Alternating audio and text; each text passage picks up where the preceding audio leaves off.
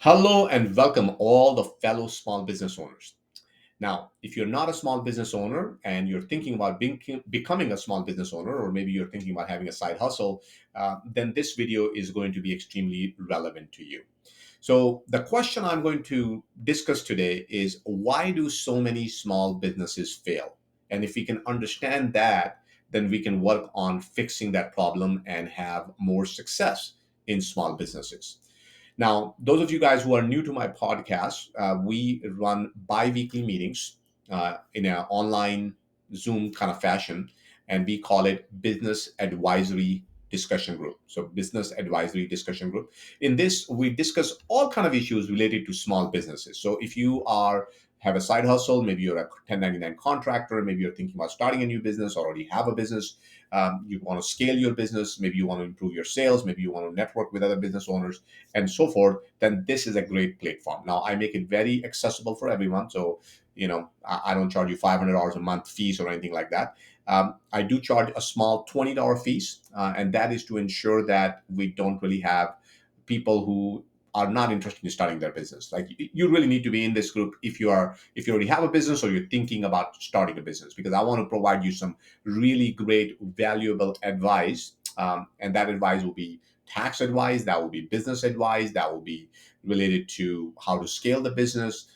So before I became a tax advisor, I used to be a marketing advisor. So I know a lot about marketing. I know about scaling business. I know about growing business. So I can help you out in a lot of those areas. And then I also invite guests who are also help out and answer some of these questions. So great platform for you to plug in. It's $20 a month. Join in.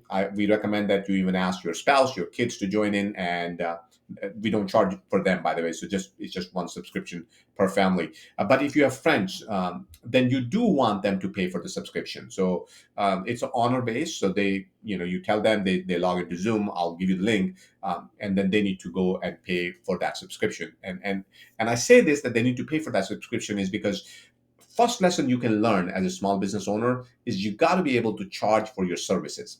If you're not charging for your services or your products, you're not going to make money. So we got to be able to charge, and I make it reasonable enough that everybody can afford $20. So, and then if you don't get any value out of it, you don't learn anything out of it, then you just cancel it anyway. So no harm done, right? So very simple. So please do sign up if you have not. If you're new to it, just log in this meeting, log in the next meeting. Try out a couple of meetings, see if you like it. If you like it, you say, "Hey, Deepak, great! I learned a lot. Thank you so much. I spent $20. I got $2,000 value out of it. I love it. I want to help you guys out. I want to take care of you guys. I want to show you how to grow. So please stay with me."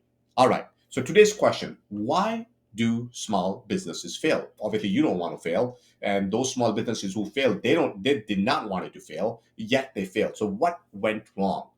What did they do wrong, that they ended up in a graveyard? And is there a way that we can avoid that and be more successful? So I'm gonna break it down for you. I'm gonna try to make it very, very simple. So don't worry about it. No complicated finance formulas that you have to plug in. You don't have to understand, the balance sheet and P&L and financial statements and all that kind of stuff. You should know that, but we'll talk about that later. But that's not the reason why businesses fail, because you can hire an accountant to do all that. You can hire somebody else who can show you how to take care of all that. That's not the reason. So what is the reason? So number one reason is small business owners oftentimes expect too much from their business too early. They want that business to start producing money. They want that business to start paying their rent, start paying their mortgage, and it's just too early. It takes time. Number two, sometimes that business is a bad business and a business owner needs to adapt, or in today's world, we call it pivot. I think that's more relevant for people who are into SaaS business or IT business. You probably hear that a lot, not so much in small businesses, but sometimes you do need to change it. No matter who you are, you need to kind of see what your skill set is and how do you change that. Okay, so that's number one. Those are the two main reasons. Okay, so new business owners, or sometimes even established one like us, patience is a hard skill to learn. I mean, when we were a little child, we were little kids. all our needs were met. Our parents took care of us. We asked for milk, we got the milk. We asked for food, we got the food. We wanted a new suit, we got a new suit. Want a new car, you got a new car, right? We didn't really learn patience that well. And in business, you got to learn patience. And one of the quote I like from Charlie Munger a lot is, and it could be Warren Buffett. I don't know. Sometimes I confuse between those two people as far as their quotes are concerned. But I think one time he said is, "You are a better investor if you are a good business owner, and you're a good business owner if you are a good investor." And I thought about that quite a bit, and then I realized, the core skill between those two is patience. So business requires a lot of patience, and so does investing. So if you have patience, you could be a better business owner and a better investor. So that's number one. Have some patience, please. And number two is, don't rely on your new business to provide income right away. It will generate income, but then you need to reinvest that money back into your business, right? You need to learn about marketing. You need to learn about operations. You want to learn about finance. You want to learn about growth. If you're producing $1,000 a week, you need to think about how do you take it to 2,000, to 3,000, 4,000, and so forth. So those are the two key reasons, right? Lack of patience, expecting too much, and being not being able to change their business. One simple tip I can share with you is, when your mind tells you something, when your mind gives you an answer, you want to divide that answer into either short term or long term. So think about it, whether that answer that you're getting from your brain is that a short term answer or a long term answer. And that will help you make decisions, because if it's a short-term answer, it's not really relevant so much. So let's say you set up a business and you think about it and you're having a hard day and your brain says, quit, it's too much, I can't handle it. Ask yourself, is that short-term or long-term? And hopefully you'll get an answer, it's a short-term. Then you're okay, I just need to ignore that thought. Not that, I mean, we get tons of thoughts. Our brain is full of thoughts. I mean, how many thoughts did you get today? Do you even remember all the thoughts that you got an hour ago? So you're going to forget about that thought very soon. But if you use that as a formula, that whether it's a short-term thinking or a long-term thinking, I think that will make it a little bit easy for decision making. Entrepreneurship. So entrepreneurship is like planting a little seed, maybe raising a little baby.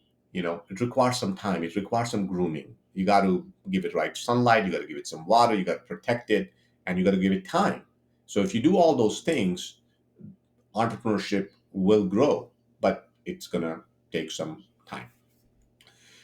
So in the early years, business requires a lot of hard work, and you will feel like it's just not moving. It's just not moving. No matter what you do, no matter how hard you work, it's just not moving. The problem is not that it's not moving. Problem is that you cannot see it is moving. Why? Because you're not tracking. You don't really write down anything. So I'll give you an example. So all my business clients, every single one of them, I want to meet with them at least once a year. Some of them quarterly, some of them yearly, some of them even monthly. But once a year, I want to meet with all my business clients. And those of you guys who know me very well, we don't really just only focus on tax. Tax is just one part of it. I want to see your business successful. I want to see your company growing. So I would ask you questions. What mistakes did you make last year? What did you learn from those mistakes? First of all, that helps me learn a lot, because I talk to so many business owners. If you made a mistake, maybe I learned that answer from somebody else and I can share that with you. So that's one good thing that I get out of it. But more importantly, I want you guys to start thinking about your business. And believe me or not, majority of time, especially the new customers, after a couple of years, I think the business owners learn and they go like, Deepak going to ask me that question, so I might as well do it. But in the beginning, they don't do that. So what don't they do? Well, they don't write down their mistakes. They don't write down their lessons. What are they learning? So take a notebook and just write down every single day, what mistakes did you make today? What did you learn today? And when you do that, at the year end, you will see you are actually making a progress. You just didn't know about that. Okay.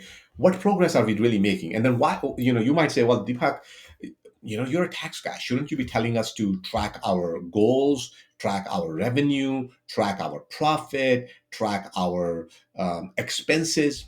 Sure, you can do all that. But when you're a new business, you don't have too much revenue. You don't have too many expenses. You're a new business. You should track that, but that's fairly easy. More important for you to track, the biggest asset that you're building is your knowledge, your skill set. That's what you're building, and that's what I want you to track. So write down what mistakes you're making, and what are you learning from those mistakes. That's my advice to you there. Okay, and then once you have that, you will see actually you are moving and you're making some progress. You see, we are living in a world of instant gratification. When we were, little ones, when we were in our school years, or even in our college, we need food, it was provided for us. We needed car, parents got it for us. We needed shelter, it was given to us. We didn't have to work for it. And now when we start a business, we realize it's not easy, it's hard. We got to do a lot of things, we got to work for it. um, and all of a sudden we're not getting that instant gratification that we are used to for many many years. Okay. In matter of fact, even those of you guys who are grown up and you go to job, like you have a W-2 job, it is more or less like an instant gratification, because you go do a work and within 2 weeks, 3 weeks, you get a paycheck. That paycheck is gratification and it's instant. Imagine if you do not get that paycheck every 2 weeks. Imagine if that paycheck came in every 5 years. Let's just say if I wanted to hire you, let's say you make $100,000. I say, look, I'll hire you for 125,000, but I won't pay you for next 5 years. I'll pay it all together after the 5 years. um, I think 99% of candidates will probably just run away. They're like, that's just a BS offer. I'm not gonna go for that. So we live in the world of instant gratification, and business is not an instant gratification. Now, interestingly that I say that, but you got to deliver the instant gratification to your clients, to your customers. So it's not for you, but it is for your customers, for your clients. You got to deliver instant value. Take a look at this particular program that I have running. You pay $20. I'm spending an hour recording this video. I do those twice a month meetings that are at least hour and a half long, so another 2 hours. Okay, then I do other recordings as well. I mean, I'm spending, including research and talking to you guys, answering your questions, probably good 15-20 hours doing all of this. Okay, it takes a lot of effort. And what is my hope? Why am I doing it? That some of you guys will actually become a business owner. And once you become a business owner, you'll remember me. You'll say, look, I learned so much from Deepak. I want to go back and do business with him. I want to give something back to him. Uh, and that might take a year, that might take 2 years, maybe several years. Some of you guys, maybe you guys are not going to do it, maybe your kids are the one who are going to do it. No instant gratification, it's going to take time. But what's the end result? The end result is, once you become my client, you will never want to leave me again, right? You will be like, dude, this guy works so hard for me even before I was his customer. Imagine how hard he's going to work for me once I become his customer. That's the kind of business you want to set up for your customers. That's the kind of thinking your customers should be thinking about you. All right, so let's moving along. Another thing I see new business owners do is they blame their business. They find fault in their business. They find all sorts of reason why that business was a bad business, why it was a bad idea. Now, I'm not saying that you should not be careful with that, but see, what happens is, because of that instant gratification and because of our experience, whenever we are in trouble, we just continue to look at problems and we kind of close our door on opportunities. We don't see what else can be done with that business. Okay, so that's the mistake I want you guys to avoid. Think about what else can be done. Now, sometimes you can't think about that. Okay, sometimes you just think that's the end of the world, and that's when you need help. So I think this group is a perfect platform for that. If you're stuck somewhere, you can ask me. You can post on a chat message or something, and hopefully somebody can answer that for you. And you talk to people and you network with people and you get out of that. But most importantly, you need to be able to talk to people. So what I tell people is, look, when you're stuck, get advice. Even if it costs you $100, $200, pay somebody to listen to you for 30 minutes and see what they say. And don't do it for free. It's okay to do it for free as well, but if you want some quality advice, pay for it. Because once again, like I always say, the number one rule is, if you want to become a business owner, you need to get in habit of paying for people's services. I see way too many people who do not want to pay for people's services. Please don't do that. That's just not good for business. So please don't do that. If you're going to seek an advice, even if it's $20, pay somebody. Even if it's your neighbor, like, hey, look, I want to pay you $20. Can you listen to me for 15, 20 minutes and tell me what do you think? And you'll be surprised how the quality of that advice will significantly change. So that's my uh, two steps on it. So why do we actually make all these mistakes? And I think part of that is financial security. We are seeking financial security out of this business. And the business, especially in the beginning stages, that's not their purpose. So it's like you want to go swimming, but you go to gym, where there's no swimming pool. You're in like completely different place. Maybe they're related. Maybe some gyms has a swimming pool. So it is possible that your business might actually make you money right away. It is possible, but good chance it won't. So don't look out for something that business not supposed to do. First couple of years you are supposed to take care of that business, and then that business is going to take care of you. So once again, it comes back to that patience and dedication. I've been talking about that. Okay, another thing that's related to this concept is budgeting. And and we talk about that budgeting in our program anyway. Every now and then we'll have a meeting and we'll bring up that topic. And even to business owners that meet with me, I always ask about their debt. I talk to about their credit. I talk to them about their budget. So it's an important subject matter. But for small business, people say like, well, it's only $500. It's still money. If you want to throw away $500, send it my way. But it's still money. Budget, guys, budget. No matter what you're doing, budget. Write it down. If you're not writing it down, then you're just not following the process. And the problem with not following the process is, if you're not budgeting for 500, that means you're not going to budget for 1,000. That means you're not going to budget for 5,000, 50,000, 100,000, $1 million. So you're just building bad habits. In the early stage of your business, you're trying to build good business habits, and that's why it's important that you actually do budgeting. So please don't forget to do that. Learn from your friends and family members. It's great.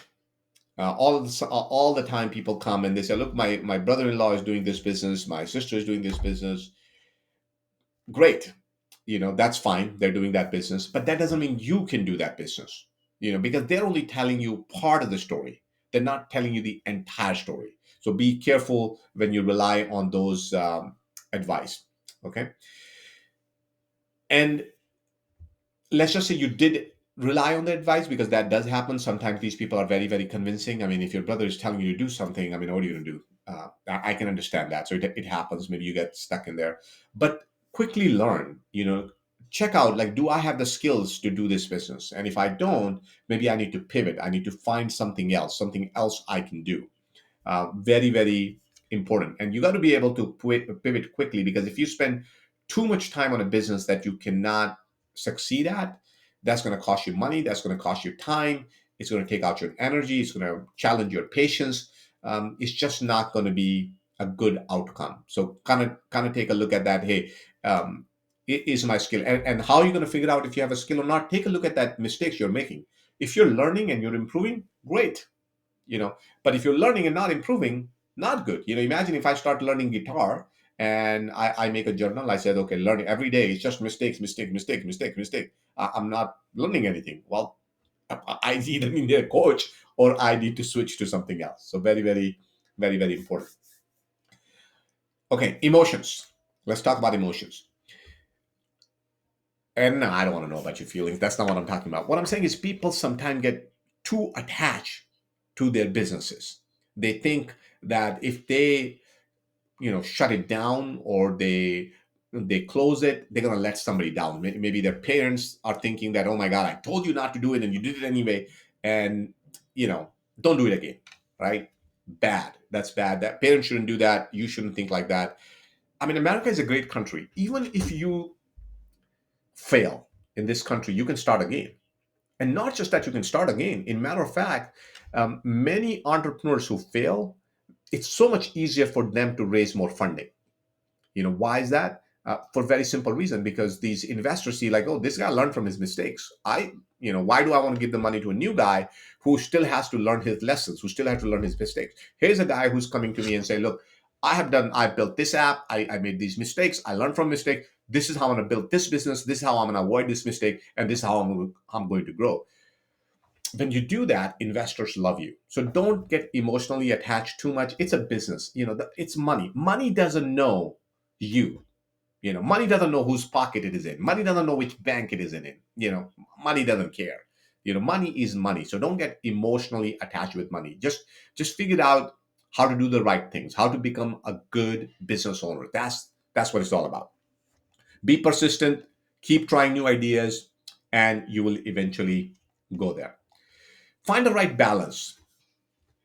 And like I said earlier, and when I say find the right balance, what I'm trying to say is if you pivot too much, if you change too much, then it's very costly. Okay, and if you don't change at all, if you're stuck where you are, then it's also not moving the needle. So you need to be able to find a balance, keep trying, and as you can tell, the whole circle goes around learning and mistakes, learning and mistakes. So it's a loop. So keep thinking. If you forget about everything from this particular video, just remember those two things: learning and mistake. What mistakes are you making? What are you learning? I hope I think I made that clear, right? Mistakes and learning. So very, very important. Okay, so those are the reasons why most small businesses actually fail. So that's what this video was supposed to be about. But I'll give you some tips as to how you can succeed. So keep those along with it as well. Market research helps a lot. Okay, so and we talk about that in our group every now and then. We have that meeting. We talk about how do you do a market research. So if you don't know how to do it, you go into group, you just send me a WhatsApp message and say, like, hey, Deepak, I want to know some ideas, and I'll try to make a topic out of that in the meeting and share that with you. How can you do some market research? So the better you are at the market research, the better results you're going to get, right? Take a look at our investment industry. This investment industry is driven by researchers. These are the people who is, when you go on these different apps, they say, okay, you know what, this analyst said this analyst said this. What are these analysts doing? They're researching. And the better the researcher is, the more likely they're going to be successful. So we can learn from, and see, once goes back to that, right? The better business owner you are, the better investor you are, because the same skill set. So if you can do good research as a business owner, that means you can do good business research as an investor, because skill sets is almost the same. So very, very important to get really good at market research. Number two, you got to become really good at taking feedback from your customers, from your client, from your advisors. And I cannot emphasize that enough, because oftentimes clients come to us, we discuss ideas, we tell them what to do, and next year we're talking about the exact same thing again. What a waste of time, right? For them, I mean, I get paid, so I'm not complaining, but still, it's like I'm here to help them. I want them to grow their business. If they're making $100,000 this year, I want them to be making $200,000 next year. Well, that did not happen. So I don't like that, and I don't know how this chair kind of move down as I was talking to you guys. Um, and I don't really have a big setup here for multi cameras and all that kind of stuff. Just a simple cell phone. That's how I do my videos.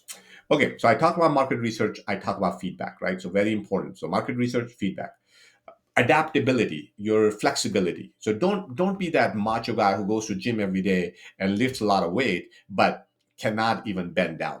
You got to be flexible in your business. You want to be able to see, can we bring on a partner? Can we bring on an advisor?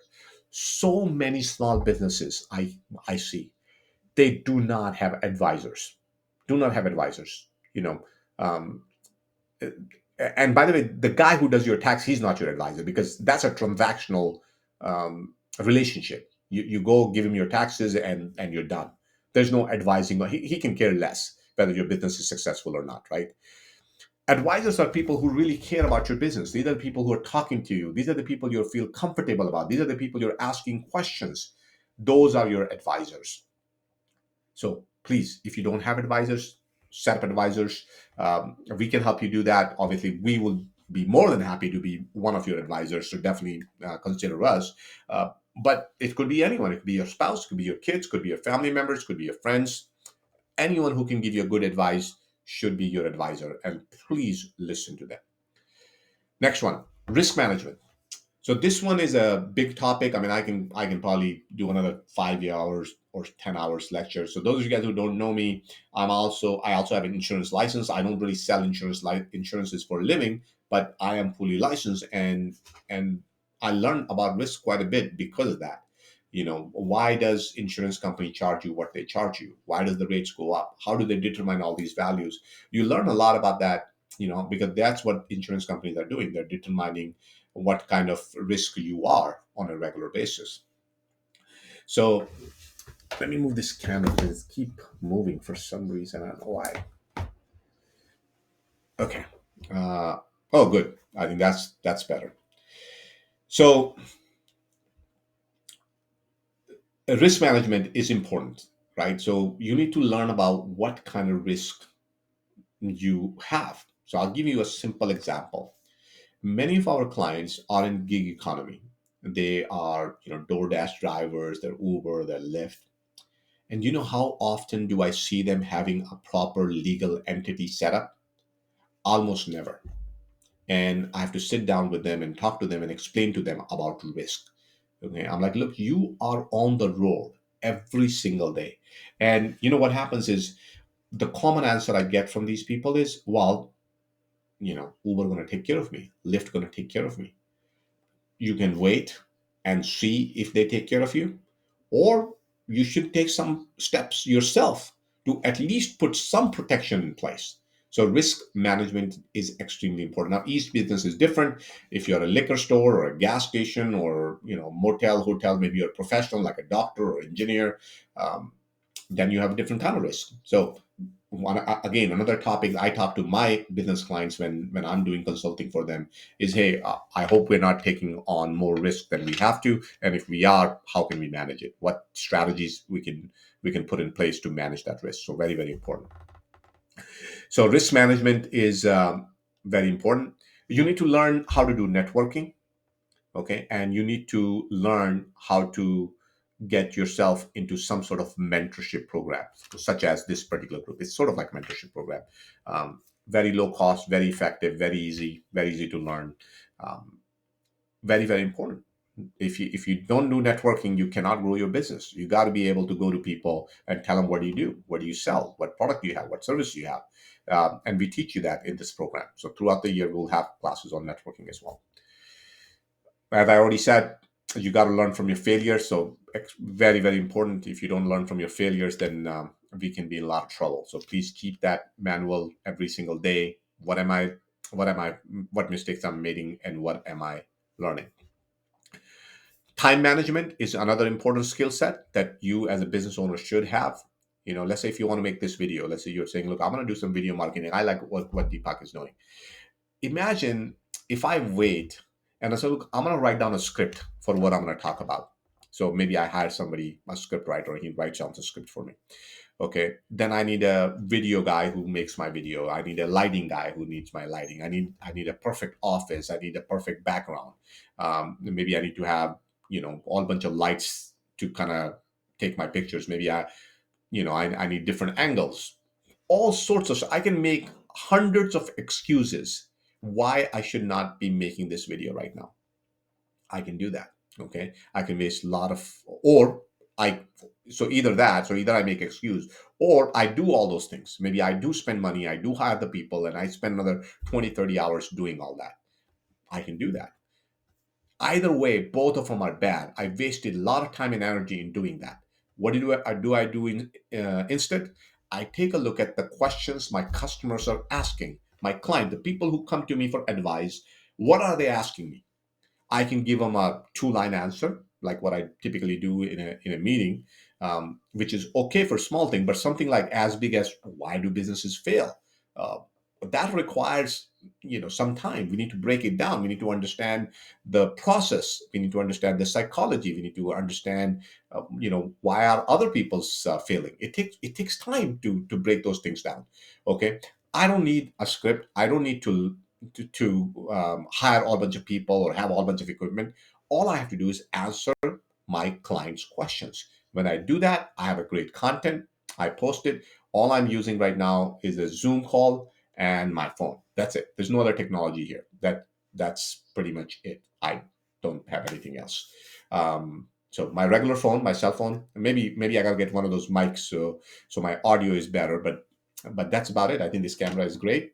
Light is great. And what else do you need? It works, right? Um, you got to have little bit of passion, not a whole lot. So that's where I differ with a lot of people. And why do I say that? See, what happens is when you have a lot of passion for something, you spend a lot of time on it. So if you have passion for movie making, for example, you'll spend tons of time. Now, if you have unlimited time, I'm okay with that. So I'm okay with that advice that people say, oh, you got to have a lot of passion. But my clients, man, they only have 24 hours in the day, and they need to pay their mortgage. They have a family. They need to go to school. They got work to do. They cannot be spending several hours a day on their passions. So passion is good. Have a little bit of passion, so that way you don't feel tired when you're doing things. If I'm making this video, I don't want to feel tired. Like, why am I doing? Who's gonna watch this? Why do people care? If people are gonna fail. They're gonna fail. No, I got to do it because I have passion for helping people. I love my clients. I love people who are building their business. I love that. I want to help them. But I can't be doing it every single day for 7 days a week, because if I do that, then I cannot do my advisory. I cannot do my tax services. I cannot do all the other things I need to do as a business owner. So a little bit of passion is okay, not too much. Okay. And lastly, I'll leave you with the two sentence about vision. So having a vision is very important. And so let's say you wear glasses, for example, right? Um, you wear the glasses, your vision change. If you wear a different glass, your vision change again. So you see, your vision sort of determines what you see. Very, very important. So you need to see, what are you seeing a year down the road, 3 years down the road, 5 years down the road? And based on that vision, you need to start taking some steps today. And if you do that, you will avoid a lot of mistakes. Okay. I hope you found this video helpful. If you have questions or if you have suggestions or some comments, please leave them here in the video, or right here, you see the QR code. You can just scan that code and connect me via WhatsApp. Send me a message. Let me know if you want to join my group. We can definitely talk there. And then if you have some feedback for me, let me know. I'll be happy to incorporate that in our future videos. So once again, thank you so much for watching, guys. I'll look forward to seeing you at our monthly meeting. Thank you. Bye-bye.